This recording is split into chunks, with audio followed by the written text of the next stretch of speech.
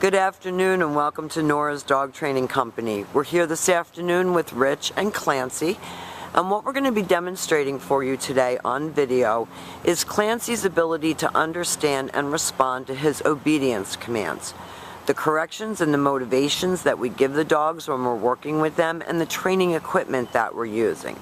A lot of times people will ask us, what's the connection between obedience training and the problem that I sent my dog to training for? And the fact is that obedience training reassigns the pack status, keeps you the pack leader, makes him understand that he doesn't have to be in charge. So we are big advocates of obedience training. Now the first thing that we want to introduce is the training equipment that we're using. Rich is using a regular 6-foot web training leash. He keeps the bulk of that leash folded neatly in his right hand. The left hand is then free to give any correction that we need to give, and the correction is a tug and let go on the training collar, and that is the second piece of equipment that we're using. Clancy will come home with his very own training collar. He may have come with one, I'm not sure. But we're using the training collar, and you'll be instructed how to use it more efficiently during your lesson with Rich. Clancy's sitting very nicely at Rich's left, which is where all obedience training is done, and the first exercise that they're going to demonstrate for you is heeling. The command is Clancy heel, and at this point Clancy's job is to match pace with you. Now Clancy, being a giant breed, they're very slow and steady, although I'm sure that Clancy can be fast when he decides to be. And each time that you stop your feet, Clancy should sit automatically without being told to wait for his next command. So if you're taking him for a walk, he should be adjusting his pace to yours. If he's not, Rich will encourage him up, talk to him, and then each time you stop, whether it's to talk to a neighbor or cross the street, Clancy should sit automatically without being told to wait for his next command. And the next command that Rich is going to give him is the stay. The stay is a hand and a voice command. Rich uses his open left palm about 1 inch or 2 from the muzzle. He does not use his name, he uses the one-word command to stay. When you can practice this right in your home, and when Rich returns back to him, he will walk all the way around him as an additional distraction, returning all the way back around to heel position. Each time you return to heel, Clancy expects to get another command, so you have to tell him what he's going to do next. And believe me, when he's on a walk, he doesn't look like he's going to the gallows either. Your sit stays and your down stays are the commands that help to develop attention span and maturity and keep you in control. So we do recommend that you practice your stationaries in the home quite often throughout the course of your day.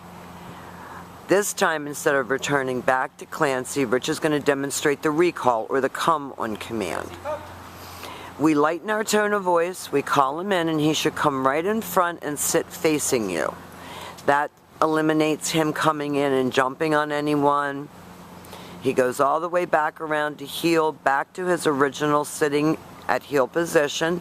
So again, he expects to get another command, and Rich is going to heel him out of that. We'll demonstrate that recall exercise again for you.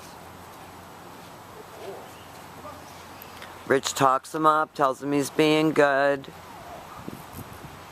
He's really been a pleasure to have at this school. He's a very nice dog. Stay. Rich leaves him in a stay. We can see why you favor him and baby him a little bit, because it's hard not to. Rich calls him in, talks him in. Coming to you should always be a positive experience. Praise him for coming to you. And then all the way back around to heel position and back sitting. Now the next exercises that we're going to demonstrate for you are your down commands, and there are 2 of them. There's down from a heel position. Rich uses his open flat of his palm straight down toward the ground and the one-word firm command to down. He leaves him in a stay. The long down stay when you're practicing at home is for 3 minutes, working up to 5 minutes, and you will see that at some point he'll just fall asleep.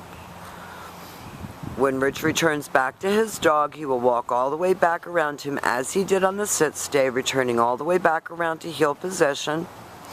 And he'll heel him out of that, and we'll demonstrate that down from a heel one more time.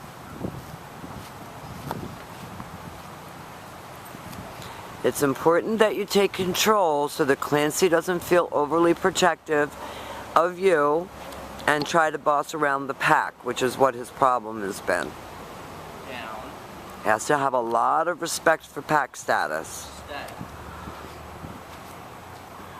And really, you can drop the leash and walk away, and you'll be able to do this right in your living room. You're going to start to feel a lot more comfortable as you practice, and we're going to be there to help you. Now, you can also call him out of his downstays, and as you get a little bit more comfortable doing obedience with him, you're going to see that you can mix it up, and you can have fun with it.